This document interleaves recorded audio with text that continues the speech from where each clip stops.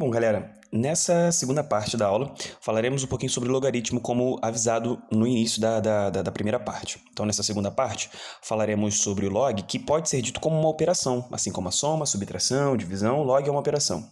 Então, você pode aplicar log, ou seja, você pode operar ou deixar de operar a qualquer momento, né? Em qualquer linha da sua equação aí dita. O log ele acaba sendo usado, né, para a galera que já teve aula disso, e como a gente está fazendo uma revisão, não precisa também apresentar como se fosse uma coisa nova, né? De fato, não precisa apresentar e só reapresentar.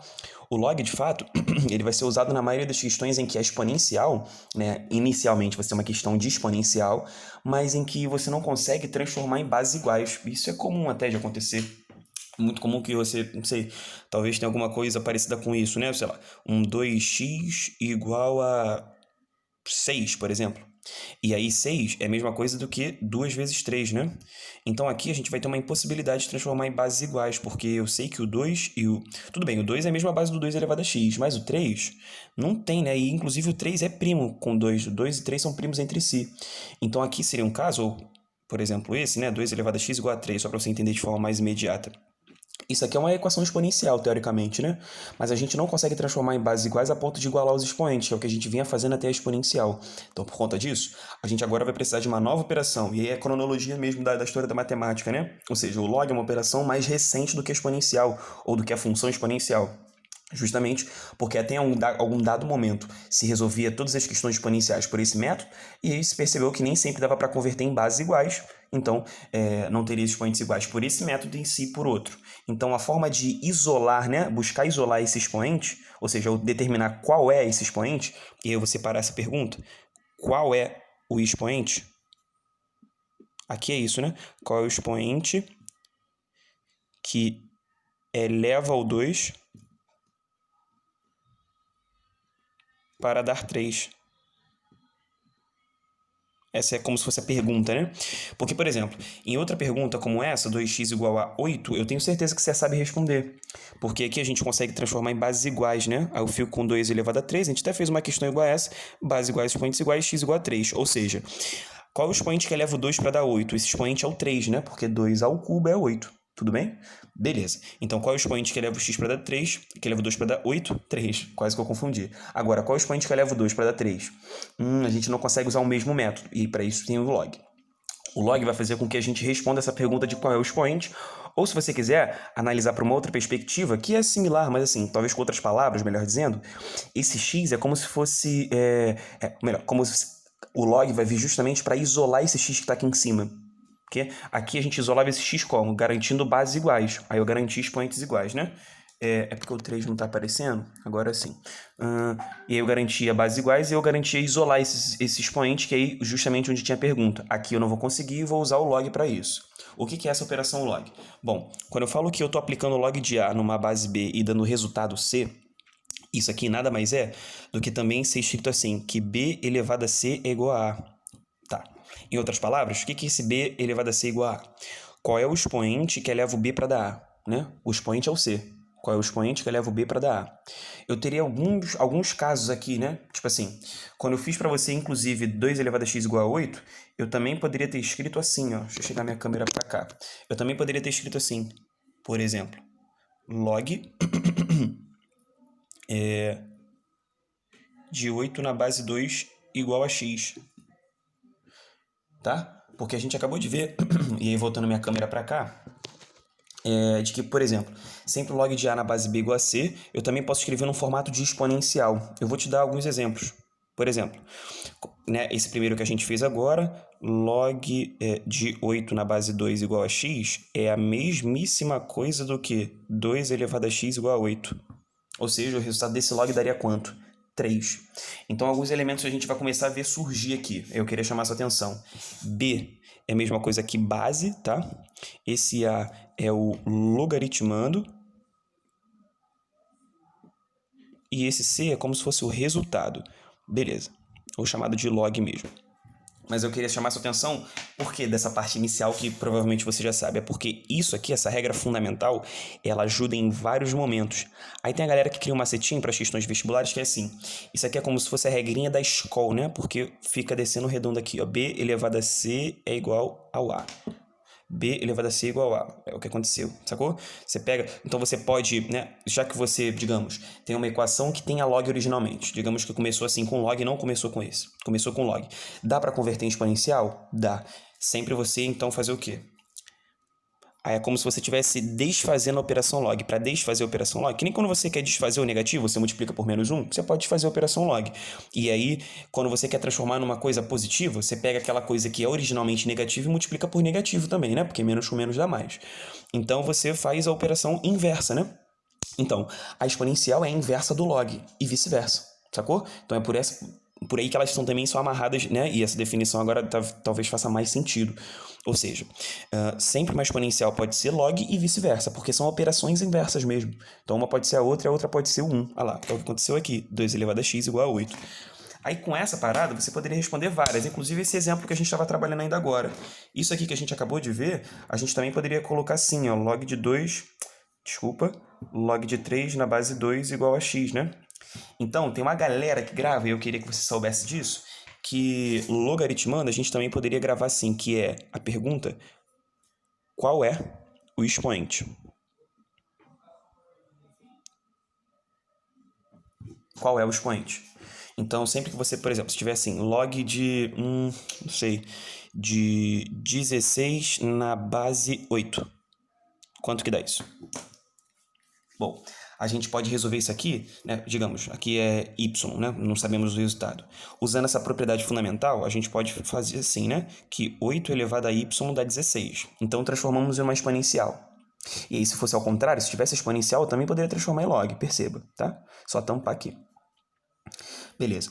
8 elevado a y igual a 16, a gente pode usar as regrinhas lá de potenciação para nos ajudar. Por exemplo, aqui, 8 é 2 ao cubo, né? E 16 é 2 à quarta. Então, aqui, potência de potência. Se você não sabe, aqui a gente multiplica as potências. E aqui, 2 à quarta. E agora que eu garanti bases iguais, olha lá, expoentes iguais, 3y igual a 4, y igual a 4 terços. Então, naquela pergunta, qual é o expoente? Olha lá, log. Qual é o expoente que eleva o 8 para dar 16? Log é qual é o expoente que eleva o 8 para dar 16. Log, qual é o expoente que eleva o 8 para dar 16. E esse expoente, que é o y, 4 terços. Ok? Então, log sempre pode ser substituído por essa pergunta. Eu acho que assim pode ajudar você, pelo menos, começar a olhar uma questão de maneira diferente de log, né?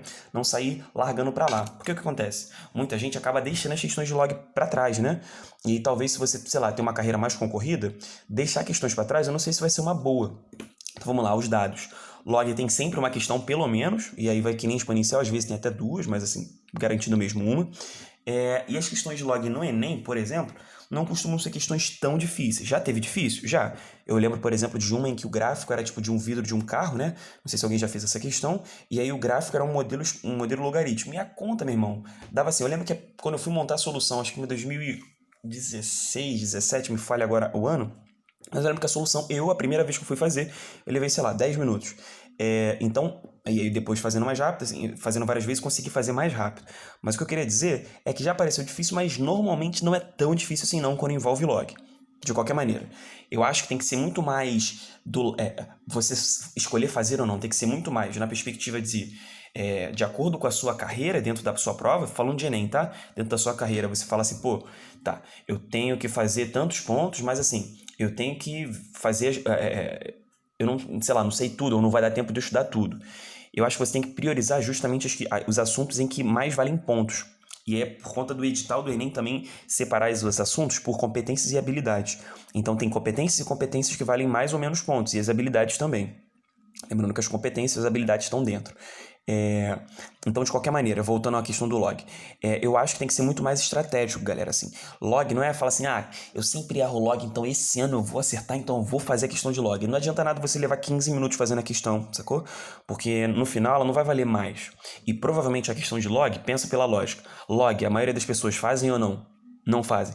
Então, se você pensar numa prova que é nível de Brasil, e aí pior ainda, né? Porque a nível de Brasil a gente sabe qual é o nível de educação nosso e tudo por aí vai. A gente não precisa ir muito longe para ver que log, por exemplo, é um assunto em que a maioria das pessoas vão deixar para lá, elas vão chutar. Então, é muito provavelmente que as questões de log vão ali se aproximar do chute, né? Do 20%, do 25%. Tudo bem?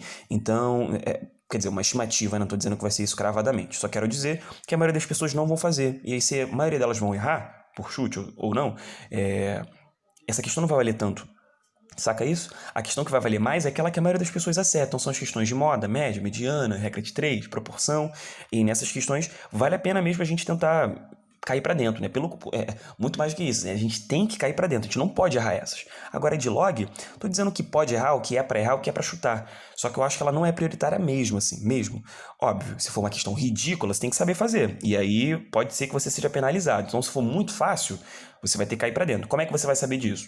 Você tem que saber o razoável, o básico. E aí, por exemplo, saber a definição é o básico, tá? De log. E além da operação, eu queria te chamar da definição, né? Que é, digamos assim, propriedade fundamental. Eu queria te chamar a atenção também para uma outra coisa, né? Que são as propriedades operatórias. São 3, na minha forma de ver, que são as principais. Você tem que saber essas. Bom, você tem que saber que o produto, o log do produto. Então vamos lá, que é assim, ó. Todas as vezes em que você tem log de A vezes B numa base C qualquer, pensa assim comigo, ó. Produto sempre vai virar soma. Log de A na base C mais log de B na base C. A condição, camaradas, é que essa base ela se repita, beleza? Então, vou te dar um exemplo aqui. Se a gente tivesse o log de 6, por exemplo, log de 6 é a mesma coisa que log de 2 vezes 3. Tu concorda comigo? Beleza? Lembrando, né? A gente tem que, quando a gente não coloca a base aqui no log, ou quando não aparece uma base escrita, né, determinada em valor, significa que a base é 10, é o logaritmo decimal. E quando você faz essa, né, dá sequência nisso, log de 2 vezes 3 vai ser log de 2 mais log de 3. Agora, o que muita gente acaba confundindo, e aí eu não quero que você... Muita gente não, mas assim, pode ser que você confunda, é assim, ó. O log do produto vira soma, né? É isso aqui que eu queria destacar. Isso aqui é o principal. Isso é o que você tem que saber mesmo. Agora, o que eu quero que você não faça confusão, eu quero te mostrar isso mesmo. Eu não tenho medo disso, não. Ó, é assim. Log do produto, ou seja, do 6, eu dei um exemplo, que pode virar 2 vezes 3, aí log de 2 mais log de 3. Agora, uma outra parada que completamente diferente que o log da soma não vai virar log do produto, tá? Não, o que vale na ida não vale na volta, é isso que eu quero dizer, beleza? Tanto é que aqui em cima, o que valeria na ida e valia na volta, eu coloquei, né, a setinha apontando para os dois lados. Se liga nisso. Aqui não, aqui é uma igualdade mesmo, beleza? Agora, uma soma de logs na mesma base, eu posso voltar a escrever como produto, tipo de trás para frente. Se eu tenho log de 2 na base 10, né? Lembrando aquele papo, né? Quando não tem nada é 10. E log de 3 na base 10, então eu posso escrever como log de 2 vezes 3 na base 10. Eu posso fazer isso ao contrário, porque é uma igualdade. Agora, não significa... Uma outra coisa também que vira e mexe a galera acha que rola. Log de 2 vezes log de 3. Pelo amor de Deus, tá? Isso aqui é diferente do log de 6, beleza? Porque aqui a gente tem que falar assim, é como se fosse log do produto. Log do produto. E isso aqui é o produto de logs, beleza? Então por isso que é diferente de 6. Se liga, tá? Um outro que eu queria também chamar sua atenção é o log da subtração. Então, eu vou colocar aqui log da subtração. Melhor, log da subtração. Até eu já tô te colocando na enrascada aqui, ó, log da divisão. E aí sim, a log da divisão vai virar uma subtração da seguinte maneira, né? Como a gente está relembrando, a gente precisa também fazer grandes mistérios aqui não. Vamos lá. Log de A dividido por B, né? A sobre B também pode ser. Viraria um log de A menos log de B. Eu vou colocar uma base C aqui só para você relembrar daquela parada que eu te falei. Que a condição é que seja da mesma base, né? Então, log da divisão, tem a galera que grava rimando, né? Log da divisão vira subtração. Repara que log da divisão é diferente de divisão de logs. Show de bola? Então, se você tem log de A dividido por log de B, não é a mesma coisa que isso. Ok? É só lembrar da ordem das palavras. Então, log da divisão vira subtração. Beleza? E aí um exemplo disso, acho que é um clássico, é o log de 5. Porque log de 5 não é a mesma coisa do que log de 10 dividido por 2.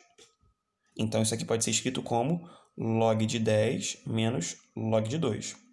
Um papo que a gente já pode levar, tá? Porque a gente está relembrando, eu acho que a gente não precisa fazer tanto mistério, que assim... Aqui eu estou dando um exemplo de base 10, né? Não tem nada, é base 10, estou até te dando a moral de relembrar isso, né? Mas, enfim. Quando o logaritmando é igual a base, galera, o resultado disso aqui é 1, né? Menos o log de 2, aproximadamente, ele é... Aproximadamente, tá? 0,3. Então, se você quisesse gravar a aproximação, do log de 5, log de 5 é aproximadamente 0,7, beleza? Pode ser aí uma boa para você saber mesmo. Tudo bem? Tá. Uma outra que eu queria que você soubesse também é do log da potência, né? Ou também conhecida por aí como peteleco. Regra do peteleco. Então vamos lá. Vou chamar aqui a sua atenção no cantinho. Log da potência. Essa, como eu estou só relembrando, não vou nem demonstrar não que nem nas outras, que é assim. Se eu tenho log de A elevado a x na base B, que é elevado a y, tem uma regrinha do peteleco que diz o seguinte. Sempre essa potência aqui, ela vai vir para frente multiplicando, ela vai vir para frente do log, tá? E se tiver um expoente na base, se você quiser, ela também pode vir para frente, só que ela vem para frente dividindo. Então isso aqui ficaria assim, ó. Ficaria como x sobre y vezes log de A sobre B. Beleza? Vou te dar um exemplo. Log de... um que a gente fez ainda agora. Log de 16 na base 8. Pode ser? A gente fez ainda agora. O que isso aqui poderia ser? Vamos transformar em potência? 16 é qual potência? É 2 a quarta, né? 2 vezes 2, 4. Vezes 2, 8. Vezes 2, 16. Show de bola. 8 é 2 ao cubo, né? Lembra que o resultado tinha dado 4 terços? Por quê? Porque, ó lá, o 4 tá aqui, ele pode vir para frente multiplicando, e o 3 tá aqui, ele pode vir para frente dividindo. Então, para frente dele veio 4 terços, né? E aí, olha que parada interessante. Log de 2 na base 2, ainda sobrou log, né? Mas aqui a gente tem um log que o resultado é conhecido, né? Batidão, tá explanado. 1, porque é log de 2 na base 2. Quando o logaritmando é igual a base, o resultado é sempre 1. Então, 4 terços vezes 1 é igual a 4 terços. Beleza? Então, só se liga nessa propriedade porque ela pode ser interessante a ponto de tu acelerar a tua solução. Beleza?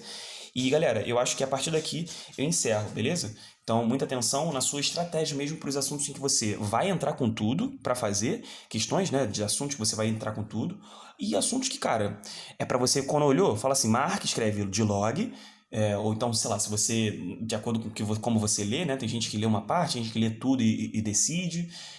Eu acho que é interessante você ler tudo para saber todas as questões que você tem na prova. Eu faço assim, eu recomendaria assim, inclusive, tá, gente? Pô, tem 45 questões do Enem. Não tem problema, tem que ler tudo. Porque você não pode chegar no final, sei lá, 5, 10 questões que você não leu, sacou? Então não é pra. Eu, pelo menos, acho que não é boa sair fazendo de uma vez só. Acho que é boa você ler, sei fazer, faz, mas com um norte, né? Pô, sei fazer log. É pra fazer? Não necessariamente. Porque a gente sabe que log, por exemplo, é um dos assuntos que não valem tanto. Eu acho que, por exemplo, você tem que mapear todas as questões que tem de regra de 3. É isso, mano. Essas tem que acertar. Todas as questões que tem de moda, média e mediana. Essas você tem que ler todas e acertar todas. Porque elas vão ser fáceis. A gente já sabe que é a parte fácil da parada. E é a parte que todo mundo acerta. Então essa que eu não posso dar mole. E aí depois tu vem nas segundas, terceiras, quartas prioridades da prova, né? Porque são 45, assim. Tem questão pra caramba. Mas é isso, gente. Então, bons estudos aí pra vocês. E até já.